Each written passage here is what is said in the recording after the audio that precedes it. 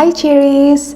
За яг одоо мөнөө намлын ёс ороо Coachella фестивалтай холбоотой part 3 дахь бичлэгийг оруулах байна. За яг одоо 9 өнгөрчийн гадаа ийм харанхуй офс дээр тэгээ бичлэгээ гяс бичээд оруулъя гэж бодлоо. За тэгээд Coachella фестивалтай холбоотой зөндөө олон үйл явдлууд болсон. Тэгээд өмнөх 2 бичлэгээс маань үзээрэй. Өмнөх 2 бичлэгэн дээр ерөөсөө дурдаагүй сонин содон сонирхолтой зүйлсүүдийг part 3 дээр энэ удаагийн бичлэгэн дээр ярих болно. За нэгдүгээрт хамгийн сенсацтай бас үйл явдал юу байсан бэ гэхээр Blackpink-ийн Rosé найз залуутайгаа хамт Coachella фестивал дээр ирсэн юм уу гэсэн тийм асуултыг надаас Instagram хаяг дээр маш олон хүмүүс асуусан. За тэгээ би судалж үзлээ л дээ. Тэгээ энэ залуу хин юм бэ гэд. Тэгээ яагаад хүмүүс найз залуу гэж бодсон бэ гэхээр үсээ ингээд тоглолт үзчихсэн чинь хажуунаас энэ Samuel Lin гэдэг залуу чихэн дээр нь юм ярьж байгаа энэ үйл явдлыг хүмүүс харчаад үнсэж байна гэж хараад байгаа байхгүй юу? Яаж харсан үнсэж ийн гэж харагдахааргүй байгаас тээ. Чихэнд нь зүгээр айгүй юм шимнэж ярьж байгаа. Яагаад тэгэхээр тэр чинь амар дуу чимээтэй байгаа учраас ойроос л ярихгүй бол холоос зүгээр ингийн ярина гэж байхгүй шүү дээ. Тэгээ чихэнд нь шимж байгаа нь яг үнсэж байгаа юм шиг харагдсан байлээ шүү. За тэгээ энэ Samuel Lin гэдэг залуу болохоор загварын салбарт олон жил ажиллаж байгаа. За тэгээ төрсөн он нь болохоор 2001 юм уу 2 оны залуу юм шиг байна. За яг энэ бол тодорхойгүй. Энэ залуу болохоор бүр төрөлхийн гэдэг шигтэй удам Солонгосын маш баян чинэлэг буюу одоо Chaebol гэж ярьдэн штэ. Chaebol айлын хүү юм билэ. Sewon Group-ийн ерөнхийлөгчийн хүү маш чинэлэг залуу. За тэгээд энэ залуу загварын чиглэлд ажилладаг Alexander Wang гэдэг брэнд эдэн штэ. Тэрний одоо загварын зохион бүтээгчтэй хамт нэлээд юм дотн учраас одоо загварын компанид бас ажиллаж байгаа. Одоо ч гэсэн ажиллаж байгаа юм залуу юм байна. Тэгээд загварын чиглэлээр ажиллаж байгаа учраас дэлхийн маш алдартай загвар өмсөвч болон одоо алтартнуудтай маш дотны одоо нөхөрлөдөг юм билээ ш. Одоо жишээлбэл Blackpink-ийн Rosé байна. За DJ Peggy Gou байна. 21-ийн CL-тэй хүртэл ингээд найзууд юм билээ. Ер нь бол маш олон алдартан найзуудтай. Тэгээ мэдээж яг Coachella фестивалд орж байгаа юм чинь Rosé-г таних юм чинь Rosé-тэй хамт явж байгаа бичлэг хамт тоглолт үзэж байгааг нь харчаад хүмүүс энэ хоёр үргэлтэй юм байна гэж хүмүүс буруугаар ойлгоод байгаа шүү. Энэ залуу болохоороо ижил хүстэй залуу учраас Rosé-гийн найз залуу биш зүгээр найз нь шүү. За ингээд цэлий. Дараагийн сэдв рүүгээ орцгоо. За хоёр дахь том сэдв юу байсан бэ гэхээр Coachella фестивал дээр эхний 7 хоногт биш 2 дахь 7 хоног дээр Lady Gaga-гийн мик нь гацсан. Нэг чихний мик байдаг шүү дээ. Эндээс шууд ингээд заавал ингэж гараараа барьж дуулахгүйгээр тийм мик байдаг те. Тэр мик нь гацаад ерөөсөө Lady Gaga-гийн дуулж байгаа нь ерөөсөө сонсогдохгүй. Lady Gaga бүр нэг сонирн байдалд ороод яг ингээ хоёр давхраас ингээ доошоо бууж явах үедээ азар нэг хүн одоо ийм гарны микрофон Lady Gaga-д өгчээж тэр асуудлаас бол дорхноо аврагдсан гэх юм уу. Тэгээ Lady Gaga нөгөө төгөлдөр ураа тоглох гээд байж байх үедээ завсарлагын үеэр хэлж байгаа хгүй. Sorry манайхан сая ингээд миний микрофон ингээд эвдэрчлээ. Ингээд ойлгоорой гэх мэтлээ ингээд яриа өрнүүлсэн. Тэгээ энэ бол Coachella фестивал дээр нэг жоохон паян үүссэн гэж ойлгож болно. Микрофон гацсан. Тэгээ тийм том фестивалийн микрофон ажиллахгүй тийм асуудал үүссэн. Сонир бааз тээ. За дараагийн 3 дахь зүйл юу вэ гэхээр Лисатай холбоотой мэдээлэл байгаа. За тэгээд Лисагийн найз залуу нь 2 дахь 7 хоног дээр хүрэлцэн ирж Лисаг бүр маш ойрхоноос үтсэн байгаа. Тэгээд Frederick Arnold өөрийнхөө дотны найзуудтайгаа үтсэн бүр гэр бүлийн одоо төрсөн дүүгийнх нь эхнэр нь хүртэл ингээд ирсэн. За тэгээд Jenny бас хамт байсан те тоглолтын үзээд байж байсан. Тэгээд тэр өдөр жоохон азгүй гэх юм уу юуг мэрч юмдээ цаг агарын байдал бол нэлээд юм амар хэцүү маш юм салхитай.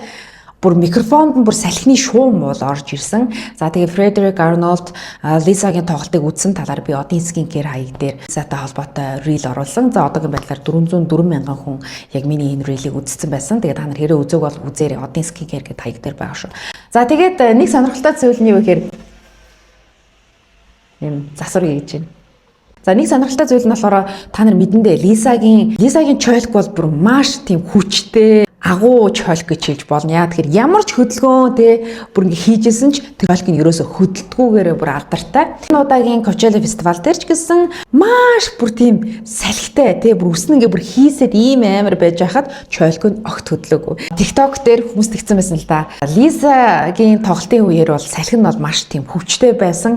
Тэгэхдээ салхинаас ч хүчтэй зүйл нь бол Lisa-гийн чойлк байсан гэдээ бүр хошигноод тийм TikTok хаяг дээр тийм бичлэг оруулсан байсан. Тэгээд та нар тэгж юу гэж бодож байна. Тэгээд Lisa-гийн чойлк бол үнэхээр агуу юм а тий.